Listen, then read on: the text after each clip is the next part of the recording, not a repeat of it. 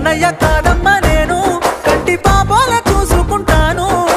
నువ్వు మెచ్చే రాముణ్ణి నేను సీత కష్టాలు ముడివెట్టబోను